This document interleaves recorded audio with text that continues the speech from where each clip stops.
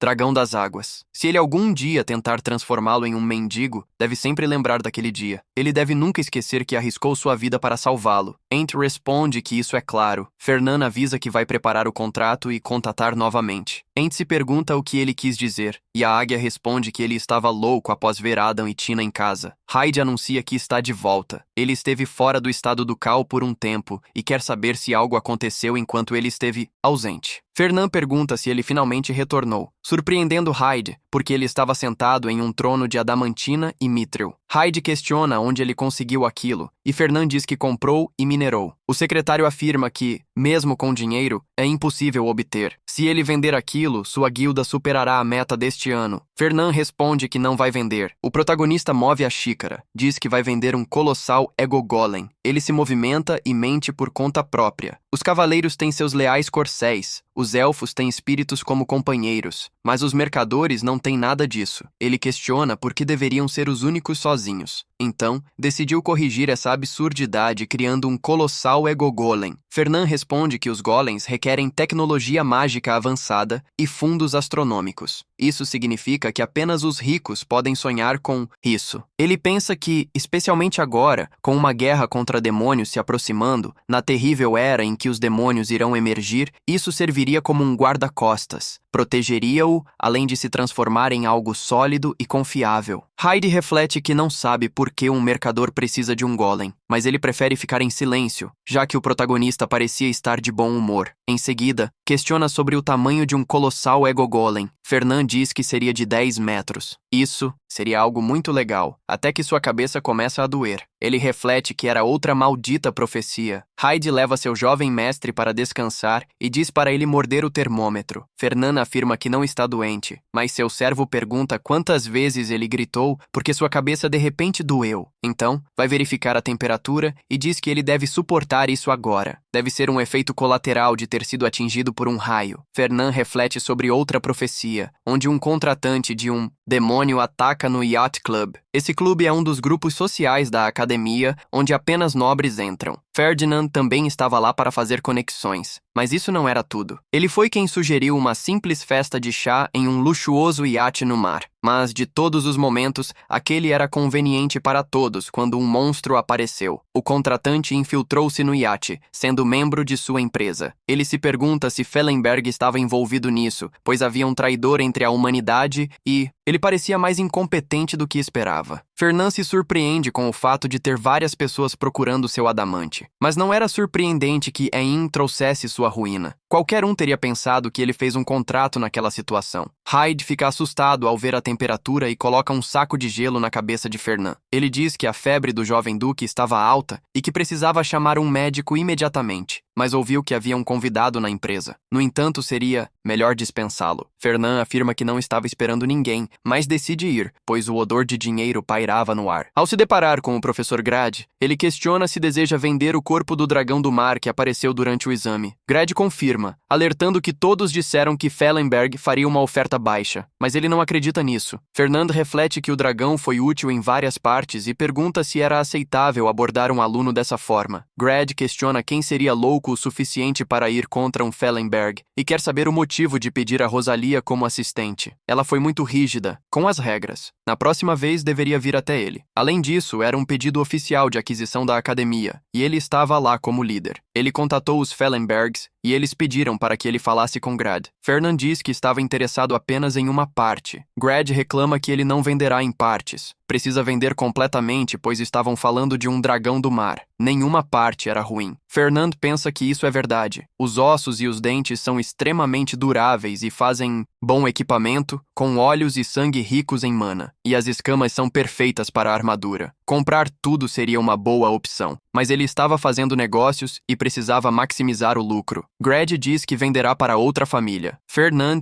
lembra que as criaturas capturadas nos exercícios sempre vão para o fundo de pesquisa do professor. Questiona se não seria bom para ele vender por um bom preço. Grad diz que deseja um bom preço pelo que quer e questiona o que precisa. Fernand responde que só quer os direitos exclusivos de vender navios para a academia. Cada vez que eles compram um navio, devem comprar da Golden Turtle Company. Grad pergunta por que a academia precisaria disso e se era realmente tudo que ele queria. Fernand responde que sim, absolutamente. Pensando que não haveria necessidade agora, mas após o incidente da profecia, a academia reconheceu a importância do combate naval. Naturalmente, eles evitarão que um navio sofra danos e enfrentarão altos custos de reparo. Outras palavras, era um negócio altamente lucrativo. Em uma livraria, uma garota pede um livro de receitas básico. Ela conferiu a seção de culinária, mas não encontrou. O bibliotecário diz que provavelmente venderam, mas ele verificará o estoque. Por um momento, ele abre a porta e começa a procurar alguns livros. Uma aura demoníaca se forma atrás dele e começa a relatar que acabaram de confirmar que Armin nunca encontrou Verin Kalunder e, em seu plano, ele deveria tê-lo seguido, mas parecia que alguém interferiu ao longo do caminho. Ele não identificou totalmente, pois as pistas desapareceram completamente. A bibliotecária pergunta se não há como encontrá-las. E isso era o que ele estava dizendo. A criatura responde que irá tentar outros métodos para descobrir, mas o homem lhe diz para esquecer, pois estava indo longe demais. Por enquanto, deveria se concentrar no próximo plano. Era estranho. Se Kalbundar realmente lutou contra ela, não havia como não sentir a energia, e se pergunta por que a academia não mencionou isso. As pistas desapareceram e a criatura queria saber se tudo isso era apenas uma coincidência ou se talvez tinha sido intencional por causa de alguém. A criatura pergunta se alguém sabe da sua existência, mas o homem diz que é impossível. O mundo está muito quieto. Ele assume que é uma coincidência e será mais cuidadoso por enquanto, já que eles têm pouco poder. Se sua existência for revelada, isso causará um impacto no plano deles. Acima de tudo, eliminar Ent Armin é sua maior prioridade. Seu índice de crescimento ultrapassaria a imaginação. Ele não sabe o motivo, mas é a mesma curva que teve o primeiro imperador. Para o plano ser completo, seria um problema se Ent Armin alcançasse seu poder total. Portanto, seu servo não deve falhar uma segunda vez. Ele diz que manterá isso em mente e desaparece. Então, a bibliotecária sai e liga para sua cliente, informando que encontrou o livro básico de culinária. Ela o agradece e diz que espera que ele tenha um bom dia. No restaurante, Fernand questiona se Luína sentiu a energia demoníaca. Ela diz que foi 3 dias atrás, após o jantar, quando estava com Bella. Fernand pergunta se era Bella Hoen, do 19º lugar, e ela confirma. O jovem questiona como foi a situação. Luína responde que 3 dias atrás, Bella desafiou-a para um duelo e disse que sentiu que suas habilidades haviam melhorado e precisava confirmar isso. Normalmente, elas lutam com espadas de madeira, mas dessa vez, Bella sugeriu espadas reais. Luína não sabe se Bella tomou algum elixir, mas estava extremamente confiante. Porém, não era apenas um aumento de poder, pois a espada de Bella estava mais pesada do que antes. Suas habilidades definitivamente melhoraram, conseguindo atingir Luína, mas não era só força. Até seu corpo se tornara tão rápido que podia desviar dos ataques de Luína. Luna diz que Bella estava diferente de antes, mais rápida e mais forte. Bella responde que, recentemente, tem se sentido cheia de poder e mais no controle de seu corpo. Ouvir algo assim dela a faz se sentir melhor, mas ela solta sua aura, avisando que irá agir novamente. Fernand questiona se a garota acabou perdendo. Luan responde que ainda não acabou. Bella utilizou seu estilo de esgrima, que aumenta o peso e a potência da espada. Isso se tornava uma força destrutiva, se comparado a outros estilos de esgrima. Porém, devido ao tamanho e ao peso da espada, havia um limite claro para o combate corpo a corpo. Nesse momento, ambos sentiram algo estranho. Bella fez um corte absurdo para se defender do ataque de Luan. Ela recuou e agarrou a espada com força. Bella amaldiçoou a situação, dizendo que ainda não conseguia controlá-la devidamente. Luna comentou que era assim que tudo acontecia. Fernand perguntou se realmente era energia demoníaca, e ela confirmou. Mesmo que por apenas um momento, era definitivamente uma aura demoníaca. Porém, Bella estava completamente bem. Após o duelo, não havia nada de anormal. Ao contrário de Veron, ela estava totalmente controlada e fisicamente bem. Talvez ela tenha cometido um erro. Fernand questiona se gostaria de verificar a situação. Luína afirma que sim. Bella é sua melhor amiga, e ela não consegue imaginar vê-la se tornando algo ruim. Ela pensava que Fernand poderia ajudar de alguma forma. O jovem responde que não tem um método sólido, mas tentará à sua maneira. Contudo, ele estava curioso e perguntou se o doce estava bom. Luana responde que sim, mas em outro lugar. Fernand repete todos os lugares que Bella frequenta durante sua rotina. Era como se fosse o bastardinho de Verin. Não havia contato suspeito com ninguém. Além disso, ela não tinha experiências traumáticas e mantinha boas relações com os outros, sem aberturas para a energia demoníaca em seu coração. Mas, se Lina disse a verdade e ela possui poder demoníaco, havia uma única coisa em comum. Nenhuma delas fez um contrato. Ele queria saber se a energia poderia ser usada sem que percebessem e sem um contrato. Talvez Luína tenha cometido um erro e não fosse energia demoníaca. Subitamente, ele sentiu uma dor de cabeça extremamente forte ao ver uma cena onde o céu estava vermelho sangue, com uma forte energia demoníaca. Ele viu uma figura com uma expressão preocupada. Aquela cena parecia familiar. O ego dizia que todos estavam agindo de forma estranha. A energia demoníaca apareceu junto a Andrômelos, próximo de acordar. Aquela visão não era diferente do inferno. Ele se perguntava se era um momento antes de Andromálios descer. O ego diz que era energia demoníaca e que todos estavam infectados. Mas eles precisavam saber o que estava acontecendo. Seguindo as dicas de Gardner, não injetaram mana nos corpos dos estudantes. O ego comenta que eles têm infectado os estudantes há muito tempo. Durante suas vidas diárias, era algo que ninguém percebia e que era usado há muito tempo. A maior parte da energia era desperdiçada. Fernand reflete que precisa de algum tipo de casca para conseguir explodir isso. Eles precisam amplificar a mana. Gardner aponta para trás, mostrando o círculo mágico que estava ativando a energia demoníaca. É necessário destruir aquela existência. Assim, na mente de Fernand, a cena muda. Lunia grita o seu nome e diz que Bella foi infectada pela energia demoníaca. Fernand se pergunta se realmente havia algo dentro dela. Ele pensa que isso não era um círculo de amplificação normal, mas sim um de invocação. Aqueles que causaram isso estavam tentando invocar um demônio. Algumas criaturas emergem do portal. A única coisa ecoando na mente de Fernand era que os demônios voltariam a este mundo. Ele de repente acorda, suspira e se surpreende ao testemunhar tudo isso. Mas ele diz que não tem tempo, então corre em direção à porta, gritando o nome de Lunia. A garota questiona se ela está a salvo. Se realmente estivesse infectada, algo ruim aconteceria se descobrissem. Mas Fernand diz a ela que não sabe. Ele vai garantir que ela não fale com um demônio e não tome uma vida por causa disso. Lunia agradece a ele. Fernand reflete que precisa dela viva, já que ela servirá como prova. Isso é bom para ele, já que sabe que Lunia precisa gostar dele. Por todo o continente provará que tem energia demoníaca dentro do seu corpo. Bella questiona se Lunia esperou tempo demais, já que a aula acabou de terminar. Lunia nega e diz que estavam apenas esperando. Fernand interrompe, tocando sua testa, e diz que dentro da cabeça dela havia demônios. Eles precisam tirar suas vidas. Ele diz que ela deve fazer o que ele diz agora, mas Bella nega, perguntando se ele está doente. Fernand responde que não é uma brincadeira. Eles não sabem sobre a energia dentro dela, mas ela perderia a sanidade com o tempo. Então, os executores apareceriam. Bella pergunta se ele a está ameaçando. Fernand nega, pois está falando a verdade, mas a garota diz que está perfeitamente bem. Lunia agarra seu braço, perguntando se pode fazer do jeito que Fernand diz e implora por isso. Bella concorda, apenas porque ela pediu enquanto Fernand reflete que ele a nocauteia se ela recusar. A garota diz que fará tudo o que ele pedir, mas, em troca, ele deve se desculpar com ambas e provar que não tem energia demoníaca. Fernand questiona por que Luína foi incluída. Bella diz que foi para persuadir a pequena Luína. O protagonista concorda, alertando que ela deve levá-lo aos lugares que visita. Ele precisa saber se ela tem contato com energia demoníaca. Luína questiona se eles não haviam olhado lá, mas Fernand sussurra que ela não estava ajudando nesse caso. Fernand pensa que não encontrou nada suspeito sozinho. Assim, vai a um local, mas sem sucesso. Na sala de treinamento, ele reclama que era um lugar lamentável. Todos os lugares, desde o dormitório até a cafeteria, eram normais. Na biblioteca, a bibliotecária diz que ela realmente veio hoje. Lúnia comenta que Bella ama livros de romance. Fernand acha que é um passatempo comum, e poderia ser mais estranho se ele pudesse encontrar facilmente os rastros. Mas há alguma pista ali e não parecia ser o lugar. Ele se pergunta se poderia ser um determinado objeto. A bibliotecária diz que foi bom conhecer o Sr. Fernand. O jovem questiona como ela o conhece. A bibliotecária responde que ele era um mercador, afinal, e tinha comprado alguns itens dela. Mas interrompe a conversa para oferecer um livro, porque ela tinha algo perfeito para ele. Fernand nega, dizendo que possui todos os livros que quer em casa. A bibliotecária entende, mas diz que é triste. Luína chama por Fernand.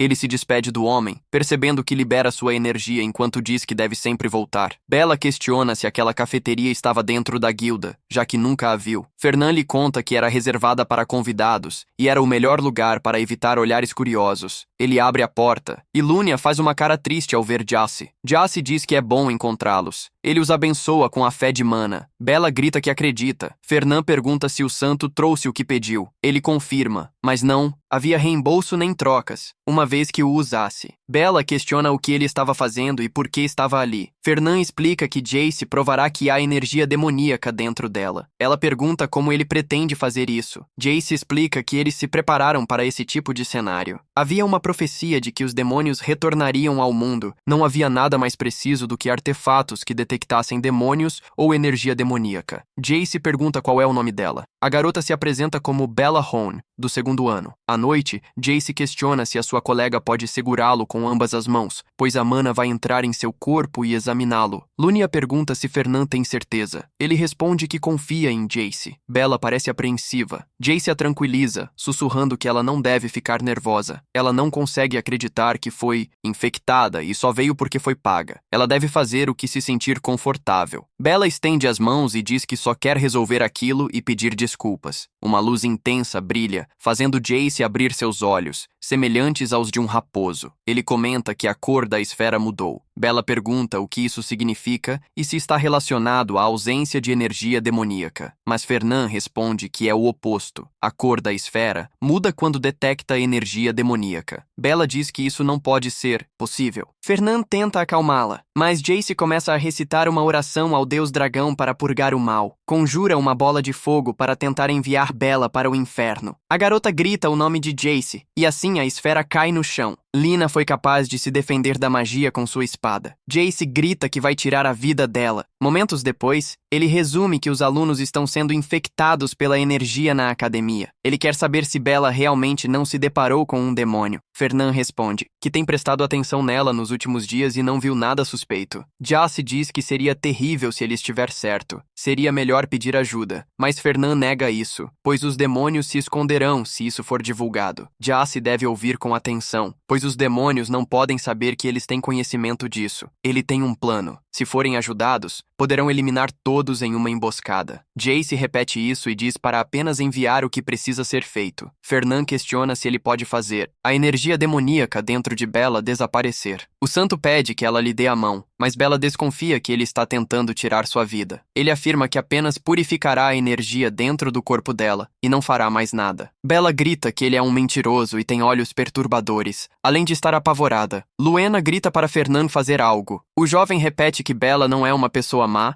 e se ele não parar com esse olhar, terá metade do trabalho fora de ordem. Jace analisa isso e retorna com seu olhar astuto enquanto pede perdão. Ele a solicita para, por favor, oferecer a mão. A ordem eliminará todos os que são maus entre os demônios, mas não vai prejudicar os inocentes e as vítimas. Bella questiona se essa magia realmente purifica a energia demoníaca. Jace confirma, pois não a machucaria tocando sua mão. Ele avisa que haverá um pouco de ardor agora. Jace diz que limpou toda a energia negativa, com Bella deitada no chão, inconsciente. Alguns minutos depois, Luna comenta que o prédio era robusto, pois não desabou com o feitiço de Jace. Fernand diz que o construiu para suportar ondas de choque, mas quer saber se Bella está bem. Luna confirma, pois sua amiga vai acordar em breve. Então, ele deve carregá-la para seu dormitório. Mas Fernand pede que esperem. Ele despeja vinho na boca de Bella e diz que será menos suspeito se ela parecer bêbada. Não há nada de errado em ser cuidadoso com demônios. Luna responde que isso seria ruim para sua imagem. Fernand diz a ela ela para cobrir o rosto de Bella com um pano. Nesse caso, Luina o agradece pela ajuda. O protagonista reflete que isso resolve seus negócios. Ele só precisa usar Jace para encontrar todos os humanos infectados com energia demoníaca e purificá-los. Assim, poderá minimizar o caos e prevenir o que vem dos demônios. No melhor dos cenários, primeiro ele irá preparar as coisas para a reunião do clube de iate. Pensa que investigou as pessoas suspeitas da guilda, encontrando uma que havia se tornado funcionária. Não sabe se estavam trabalhando com demônios. Esse era o cenário mais natural. Pensava não estar relacionado a isso, e não foi difícil planejar quando se conhece o futuro. Se as coisas forem de acordo com o plano, ele deve confiar nele 100%. Não vai demorar muito para considerá-lo um amigo. No dia seguinte, ele vai ao porto com Hyde, abrindo um sorriso e anunciando que é hora de pescar um pouco. O diretor diz que ouviu do professor Grad e resume que ele quer direitos exclusivos para vender barcos. Devem dizer que venderam o Sea Dragon por um bom preço, mas direitos exclusivos eram demais. Em troca, ele garantirá direitos exclusivos para a academia pelos próximos 20 anos e dará os materiais do Sea Dragon por um preço razoável. Fernand reflete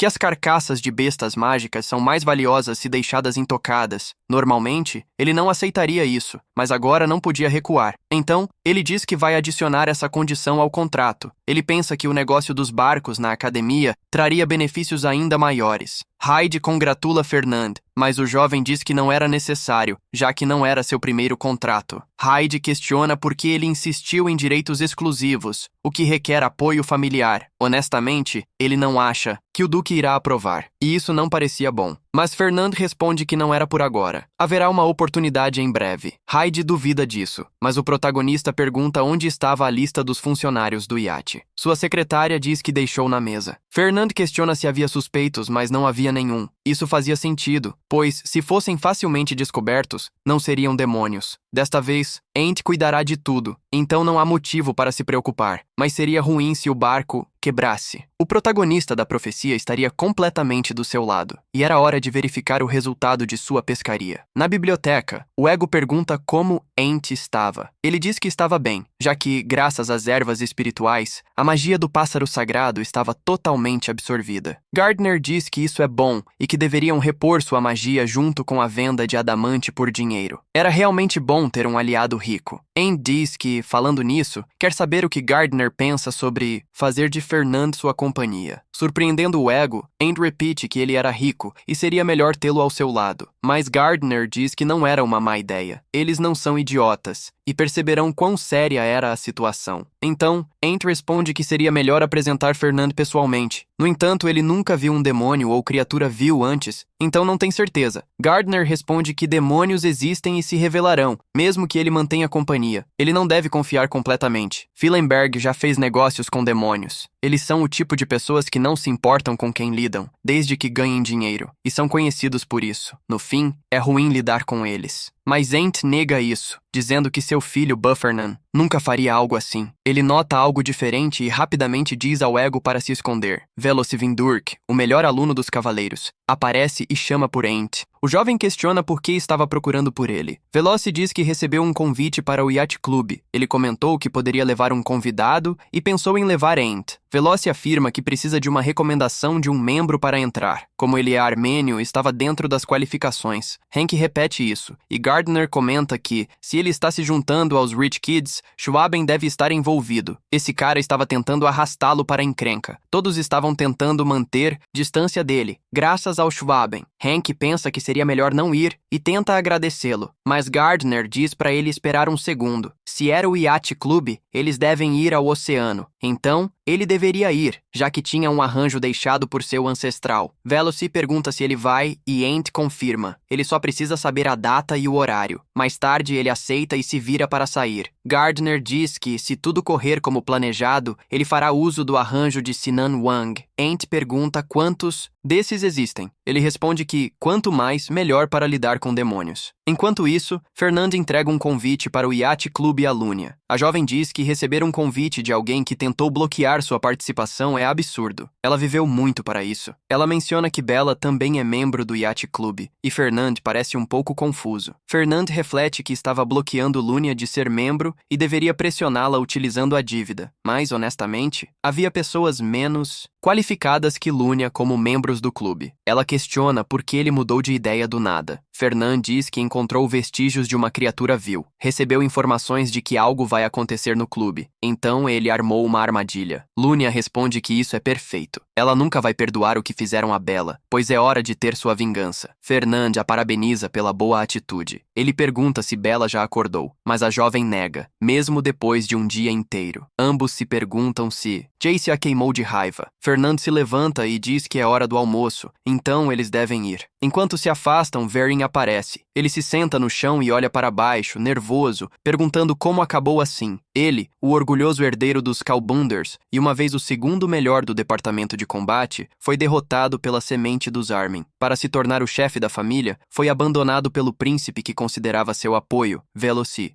Com quem ele queria ser amigo? E quem atualmente recebeu o convite para o Yacht Club? Esse lugar deveria ter sido dele. Ele deveria ter recebido um convite. Tudo estava indo mal graças àquele bastardo Armin. Alguém se aproxima e pergunta se Aaron quer almoçar com ele.